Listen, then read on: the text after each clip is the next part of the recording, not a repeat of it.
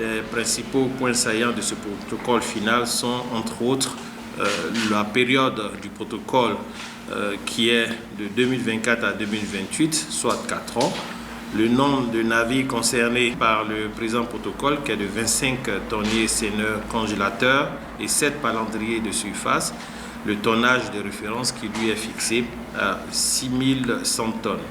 La contrepartie financière qui en découle est fixée par an à 740 000 euros, soit un montant d'environ 2 960 000 euros pour la période 2024-2028.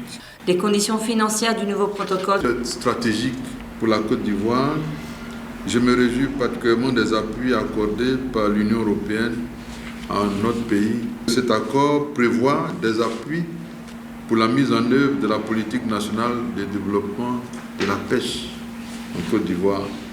Dans cette dynamique, je voudrais donc saisir l'occasion pour solliciter de l'Union européenne un engagement encore plus fort au bénéfice du développement de la pêche en Côte d'Ivoire pour répondre à l'ambition que le gouvernement a tracée sur la base des instructions de M. le Président de la République, c'est-à-dire faire de la pêche un secteur très important qui pourvoit beaucoup d'emplois à la jeunesse et qui préserve les intérêts des Ivoiriens dans ce domaine. Cet accord, oui. Salut, voilà comment ça sort et comme ça sort. Ben, écoutez, moi je sais pas. Moi je sais pas si nos élus là, ils réfléchissent. Voilà un vrai Ivoirien, Begueman B, qui se réjouit d'avoir fait un tel accord et que l'Union européenne doit doubler d'efforts dans ces accords-là. Mais attends, tu es bête ou bien tu es méchant ou bien, bon, tu sais pas faire des traités, tu sais pas faire des accords, tu sais pas comment on fait des accords au bénéfice du peuple. Excuse-moi, hein. Prends l'exemple sur ton ami togolais, Oligui Nguema. 17 milliards. Il a dit non, niet, parce que ça ne profite pas vraiment à la population. Toi, on te donne 2 milliards et tu es content et tu te réjouis. Ah! Je comprends pourquoi tu as dit souffrez. Et quand vous souffrez, la souffrance vous aide à mieux vous comporter, à mieux vous... Mais des sottises pareilles, tu viens nous dire ça ici. Mais moi, je ne sais pas d'où il sort celui-là. Il y a longtemps, tu es dans la politique. Il y a longtemps, tu connais la politique. Et tu viens nous parler comme si... C'est rien, quoi. C'est rien. Mais quand vous faites des accords là, est-ce que vous pensez vraiment à la population? Vous pensez vraiment ceux qui vont bénéficier? Vous pensez vraiment que d'ici, dans 4 ans, la Côte d'Ivoire va pouvoir s'en sortir, va pouvoir réaliser quelque chose de valable? C'est ça le vrai problème quand on fait un accord.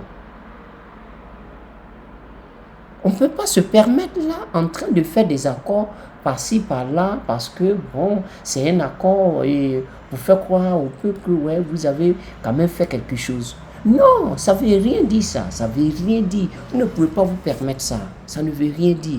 Parce que là où on est, on peut pas accepter de n'importe quoi. Aujourd'hui, là, c'est pas ça. Regardez la Russie, malgré qu'elle a eu des sanctions, mais elle a quand même évolué. Malgré ces sanctions-là, elle tient tête. On vient vous présenter parce que vous voyez de l'argent. Parce que c'est de l'argent. Et puis bon, paf, on n'en parle plus. Tantôt 2 milliards là, s'ils envoient 2 milliards, c'est pas que ça rentre dans la caisse de l'État.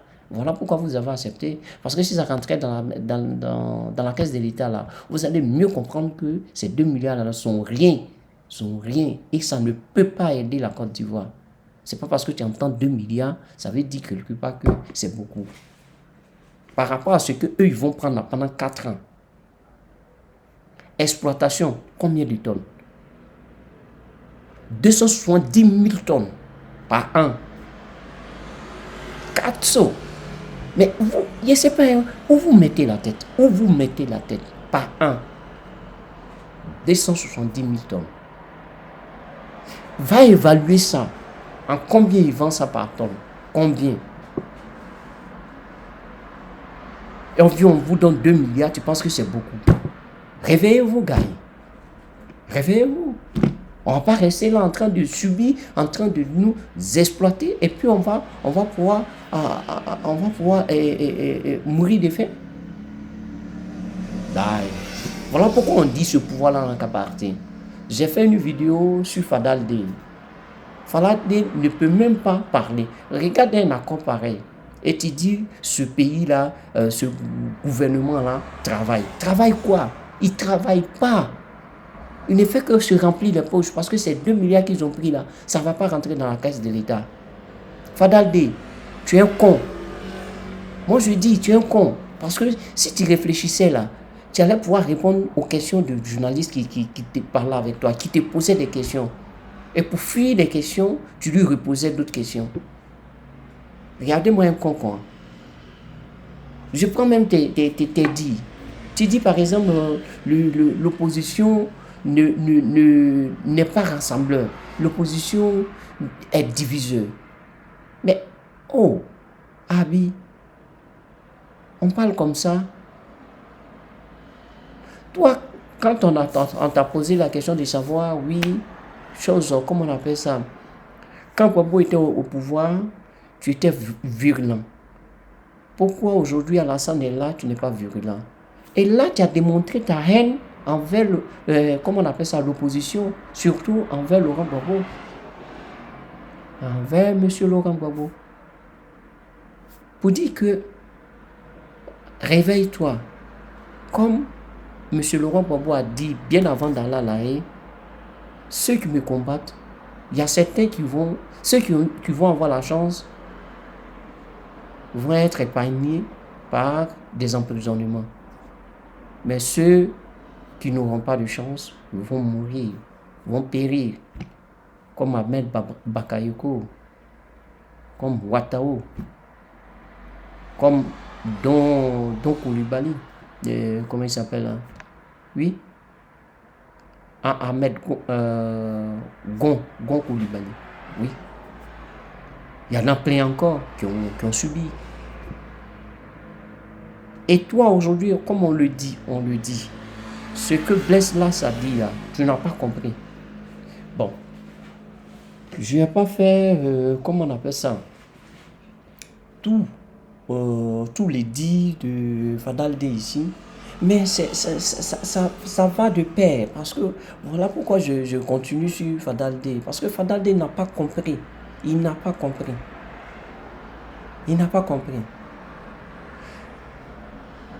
Juste un instant. On va voir Fadal Dey ici. Parce que là, Fadal Dey... Mais bien sûr. Moi, cette opposition qui est là aujourd'hui, elle aura du mal pour moi de les suivre. Ça, je suis clair. Tout simplement parce qu'ils sont dans une politique exclusionniste. Et tant que, c'est un conseil que je leur donne, tant que vous mènerez une politique pour exclure certains Ivoiriens, pour identifier certains Ivoiriens comme étant des non-Ivoiriens, mais des Ivoiriens, des gens comme nous, on ne peut pas vous suivre. Vous ne pouvez pas faire une politique en... Moi, je regarde, à part Blé Goudé, qui est arrivé en Côte d'Ivoire et qui a demandé pardon par rapport à tout ce qu'il avait. Aucune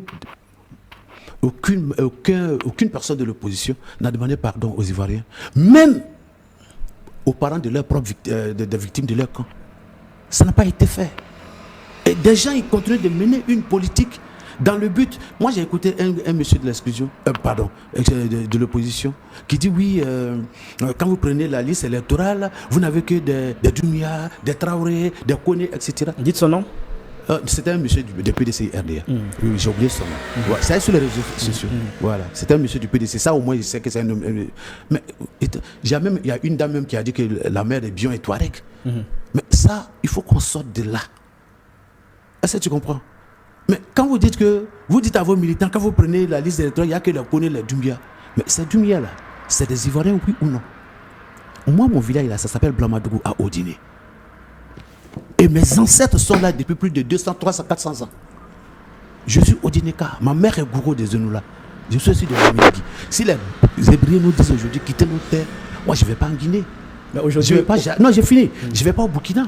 Je ne vais pas au Mali. Je vais à Odiné qui se trouve sur le territoire ivoirien.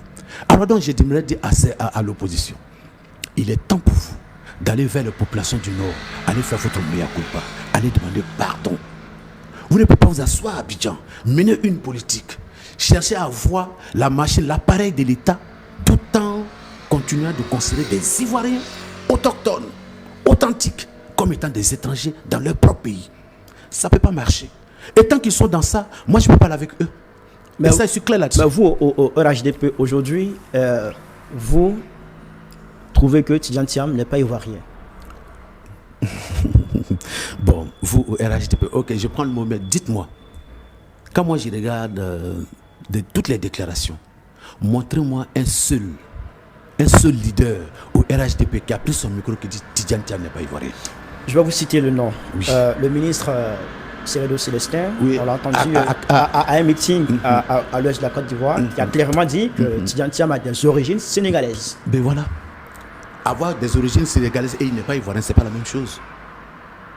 Beaucoup de personnes ont des origines même françaises, mais qui sont ivoiriens. Mais c'est ce que l'opposition dit. L'opposition dit vous avez des origines.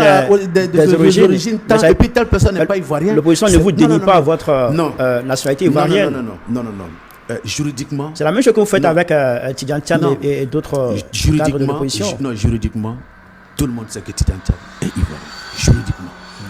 Personne ne lui a dénié sa nationalité ivoirienne. Jamais je n'ai entendu ça dans la bouche vraiment d'un responsable, un leader charismatique du RHDP. Je n'ai jamais entendu ça. Je vais comment on appelle ça, stopper d'abord la vidéo pour intervenir ici. Pourquoi? Parce que ce monsieur Fadaldé, il dit pas la vérité. Il est vraiment, comment dire, comment on appelle le mot, il oublie vite. Bon, utiliser un mot terre à terre. Amnésique. Il est amnésique. Parce que Fadaldé, s'il a bien regardé la politique ivoirienne, il y a M. Adjoumani, quand il est sorti sur ce côté-là, il a dit, même, comment on appelle ça, Koulibaly Kubier, il a dit. Et comment il s'appelle là même, celui qui casse les maisons là, Bakongo, il a dit. Et toi aujourd'hui, tu viens dire que personne, un leader du RDR n'a jamais eu à dire que ce monsieur il n'est pas ivoirien. Il n'est pas ivoirien. Alors, comment on appelle ça?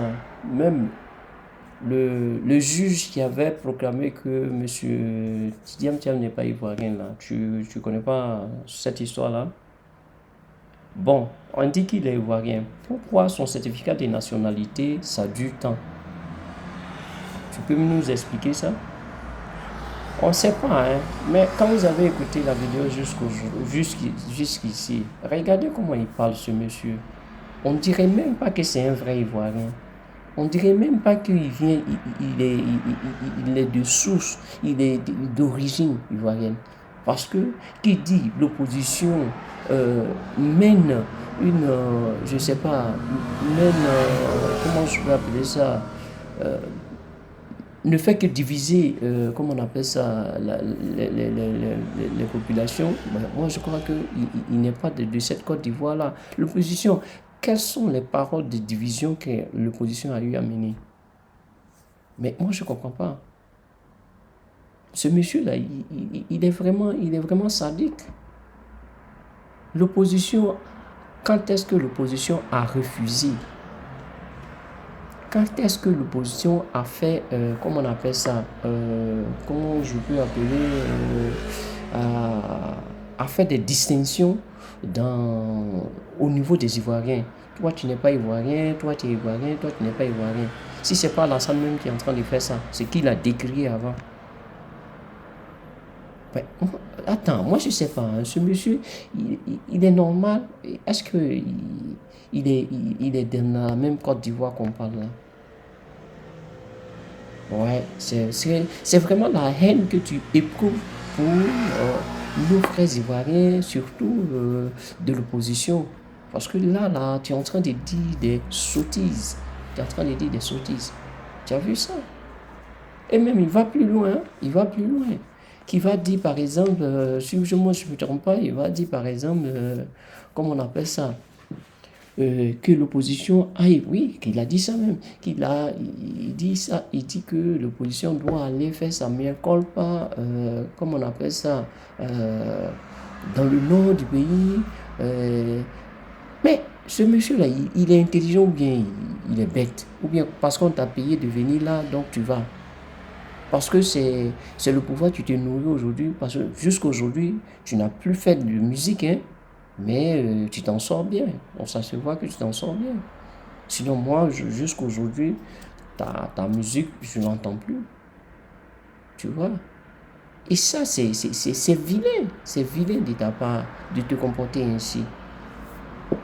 Et que tu demandes même que M. Laurent Gbagbo aille demander pardon au peuple du Nord. Mais qu'est-ce qu'il a fait? Qu'est-ce qu'il a fait? Vraiment.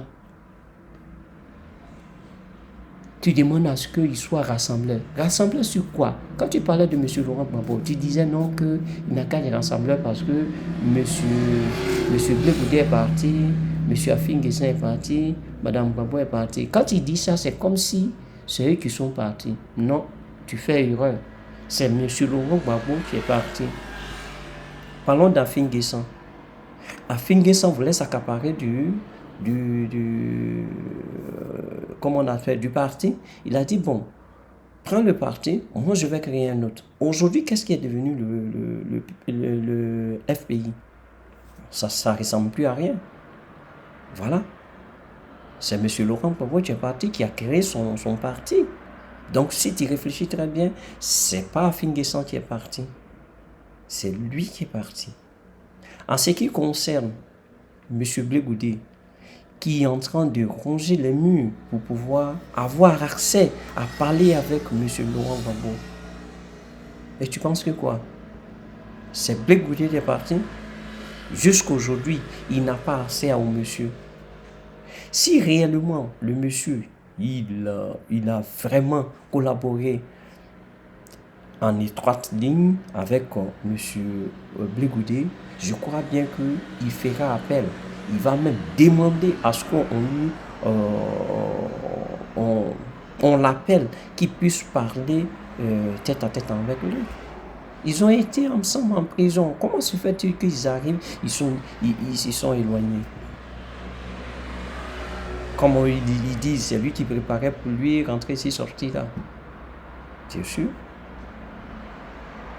Et tu parles de ça, tu penses que ouais, c'est M. Laurent Gbagbo qui est parti et qui est diviseur, qui n'a qu'à rassembler. Mais toi-même, là, je ne sais pas, hein, je sais pas, monsieur Fadaldé, est-ce que tu réfléchis un peu à tes mots que tu es en train de prononcer aujourd'hui sur ce plateau-là? C'est pas vrai. C'est pas vrai. C'est pas vrai. On ne dirait pas que tu as été dans cette Côte d'Ivoire et quand il y a eu des troubles, tu étais là. Que même quand ça chauffait, tu étais là. Je pense bien que quand ça chauffait, tu as pris tes clics et claques, tu es parti. Aujourd'hui, moi j'avais le pouvoir, donc tu étais obligé de discréditer l'opposition. Non, on ne fait pas ça. Réfléchis un peu, monsieur. Reviens à la raison. Reviens à la raison.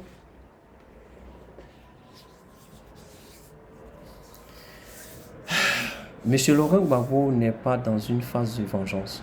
Parce que s'il devrait le faire, quand il est rentré en Côte d'Ivoire, il organisait les marches. Il commençait à mener le combat même. Aujourd'hui, le monsieur mène un combat stratégique qui n'envoie pas de troubles. Quand Alassane était dans l'opposition, quand il a dit « Je frapperai ce pouvoir et il tombera comme un fruit », pourri, est-ce qu'il n'a pas fait?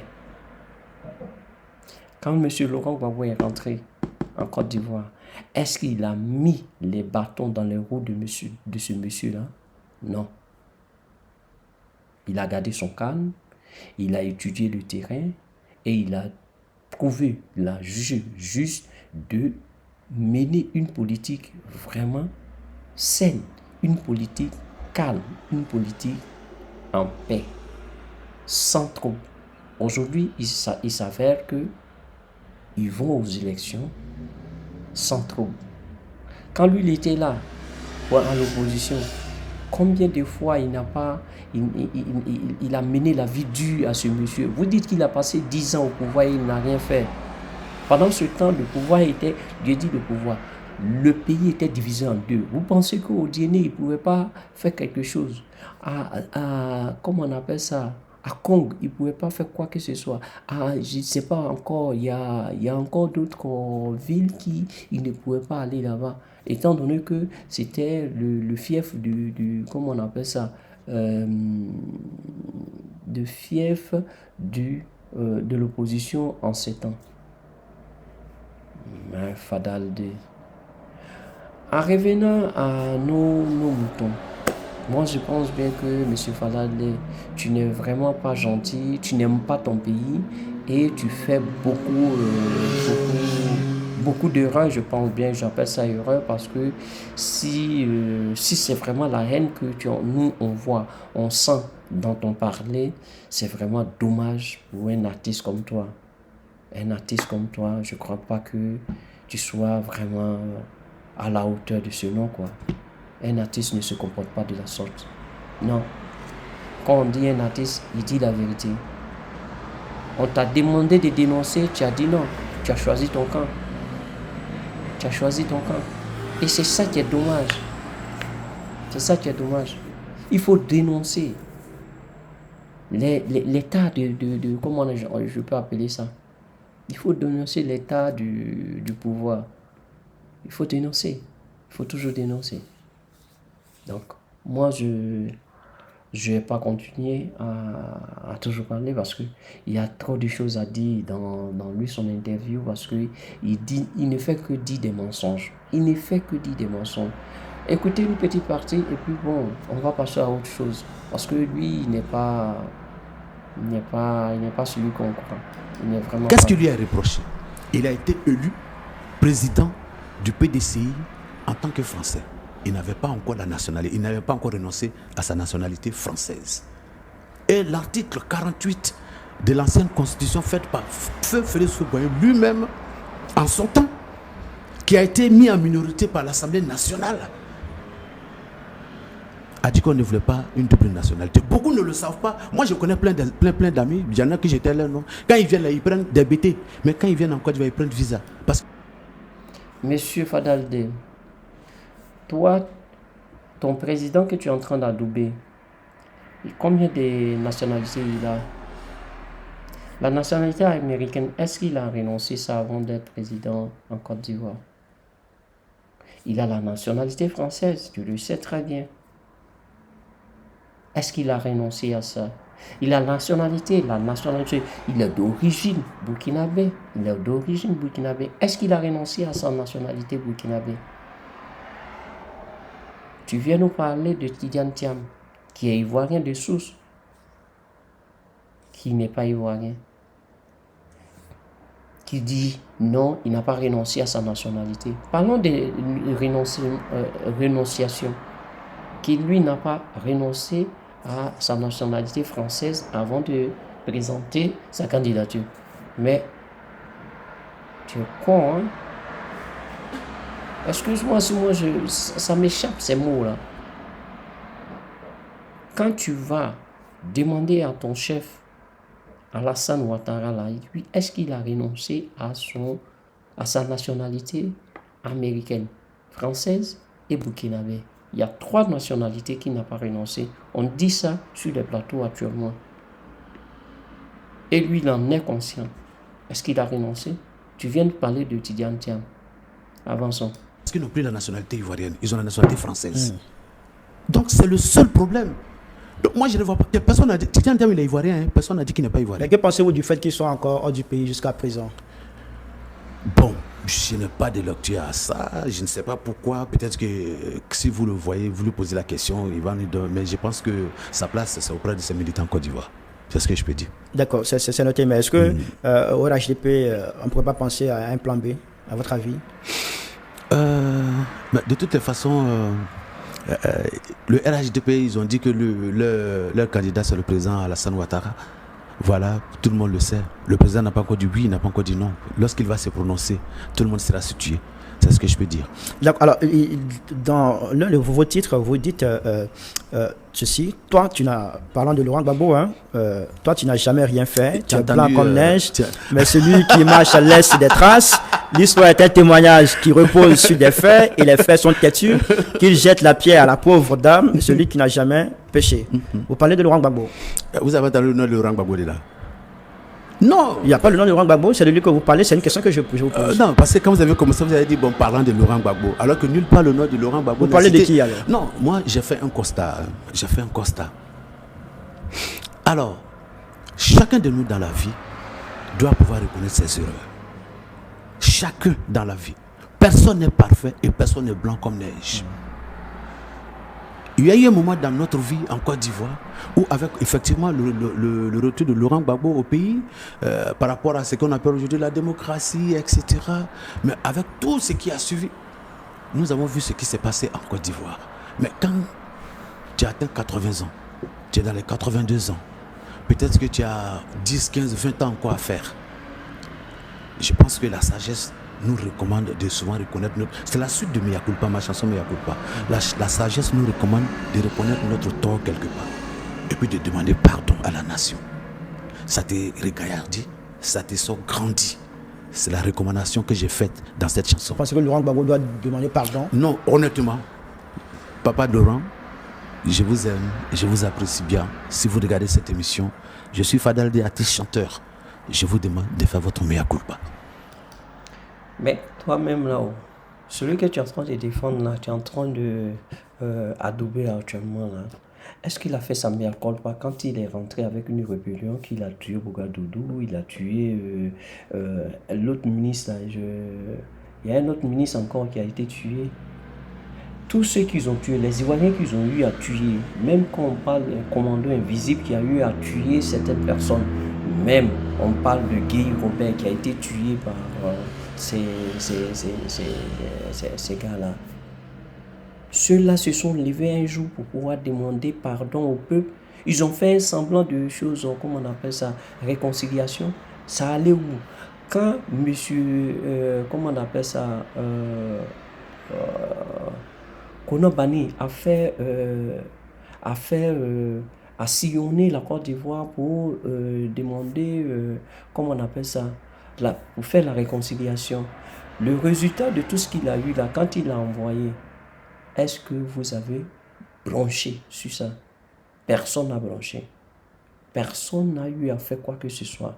Aujourd'hui, les Ivoiriens se regardent en anciens défaillants.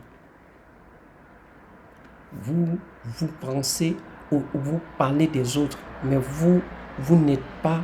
Toi, tu parles de choses, tout le monde n'est pas blanc comme neige. Mais ce que tu es en train de encenser, hein, est-ce qu'ils ont réussi un jour à dire « Je m'excuse pour tout ce que j'ai fait, pour tout le mal que j'ai fait à la Côte d'Ivoire ». Ce Burkinabé qui est à la tête de la Côte d'Ivoire aujourd'hui, qui a massacré les Ivoiriens, là, est-ce qu'il a eu à demander pardon? Au lieu même de demander pardon, il les a même jetés dehors. Ceux qui n'ont pas pu tuer, là, il les jette dehors, il prend leur maison, il les jette dehors, il vend leur terrain, il les jette dehors. Et puis toi, tu viens gaillardement t'asseoir là pour parler de Monsieur Laurent Gbagbo doit faire sa mea culpa. Il ne faut pas me faire dire des trucs ici. Ta grand-mère, tu fais chier. Regarde, ça là quoi? Non, moi je te parle tout doucement. Il y a des gens même qui vont venir t'insulter, même ta maman même vont insulter. Parce que ce que tu dis là, c'est vraiment grave.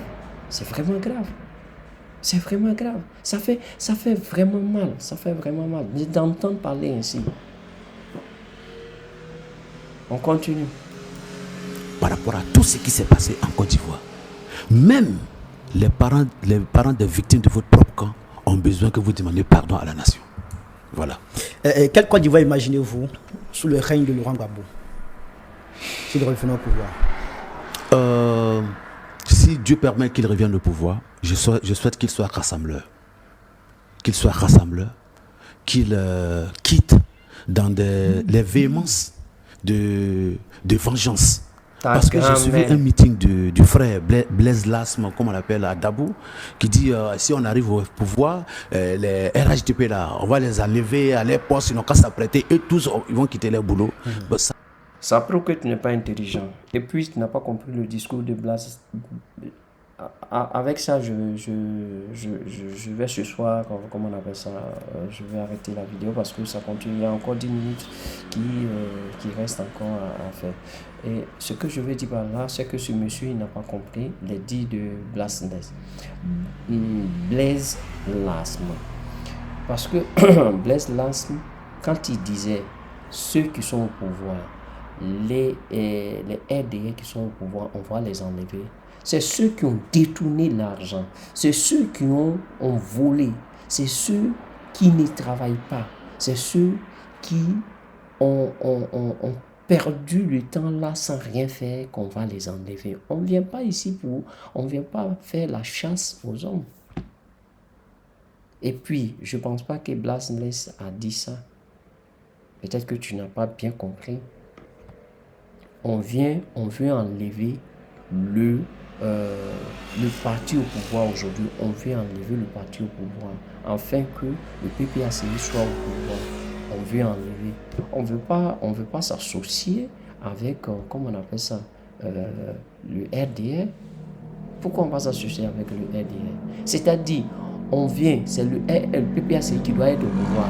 Oui, le PPACI vient au pouvoir. Maintenant, si il y a un ministre du RDR qui est travailleur, qui est bosseur, comme on dit, on peut le prendre pour un poste. On va pas le laisser. C'est quand même un fils du pays aussi. C'est pas parce qu'il est de l'autre bord qu'on va le laisser. Mais c'est de ça là qu'on parle. C'est pour enlever le pouvoir là et mettre le parti PPACI là. Sinon toi, je sais pas, hein, tu es parti à l'école, non? Je sais pas si tu arrives à comprendre le français. Ah, non, moi ça, il me fait chier même. On revient à notre, comment on appelle ça? On va retourner à notre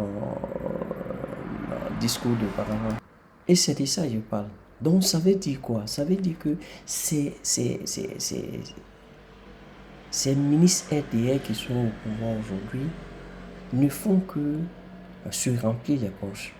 Sinon, comment comprendre que des gens qui sont au pouvoir ne pensent pas au peuple, ne pensent qu'à leur poche. Et on leur propose un accord parce qu'ils ont entendu 2 milliards, ils sautent de joie et qu'ils ont eu un accord financier, il ne peut pas dire un accord financier, mais oui, bon, ça fait partie. Donc, un accord pareil peut leur permettre de pouvoir se remplir les poches. Ils sont contents parce que ça remplit les poches. En tant que le peuple ivoirien ne peut même pas s'acheter un poisson pour manger. Ne peut même pas s'acheter un poisson pour manger. Arrêtez pour vous. Je dis bien arrêtez pour vous. Trop, c'est trop. Voilà ce que M. Laurent Gbagbo est en train de dire. Trop, c'est trop. Parce que vous, non seulement vous gaspillez l'argent de l'État, et vous remplissez aussi votre poche à ne point finir. Regarde cet accord-là, c'est vraiment... On peut pas parler parce que ça fait tellement mal de voir un accord pareil. 2 milliards pour 270 000 tonnes par an. Oui. Non. Arrêtez. Trop, c'est trop. Les gars, on vous invite tous à pouvoir adhérer à Trop c'est trop pour que ces choses n'arrivent plus. On vous invite tous à soutenir le président Laurent Gbagbo en donnant votre parrainage à M. Laurent Gbagbo afin que lui puisse réparer ses torts, ses dérives, ces vols qui sont en train de mener. Parce que ça, c'est du vol. Hein. C'est du vol parce qu'ils n'ont pas pensé, ils ne pensent pas à tout. Et ils acceptent ces 2 milliards-là parce que ça va aller directement dans leur poche, pas dans la caisse de l'État. Parce que si ça rentrait dans la caisse de l'État, en faisant les points, ils vont comprendre que ces 2 milliards ne valent rien par rapport aux dépenses de la Côte d'Ivoire. C'est pas parce que la Côte d'Ivoire est dans le besoin qu'on doit accepter quoi que ce soit. On doit accepter tout et tout. Non. On accepte ce qui nous arrange. C'est ce que les autres pays font. Par exemple, le Burkina, le Mali, le Niger, c'est ce qu'ils font. Même la Russie. La Russie n'accepte pas quoi que ce soit. Pourquoi comment on appelle ça, quand Trump a dit il va falloir cesser le feu à l'Ukraine, Trump a dit ça n'engage que lui. Trump a continué à bombarder parce que Trump ne veut pas voir l'OTAN ronge dans ses environs. Alors, vous ne pouvez pas vous permettre d'accepter quoi que ce soit. Accepter tout genre d'accord. Tout genre d'accord, ça n'arrange pas le peuple. Et puis, vous êtes content. Béglemambé. Voilà un imbécile encore. Vraiment. J'ai du mal. J'ai mal à entendre ça. J'ai mal. Sur ce, je vais vous claquer mon au revoir. Je dis bon entendeur. Au revoir.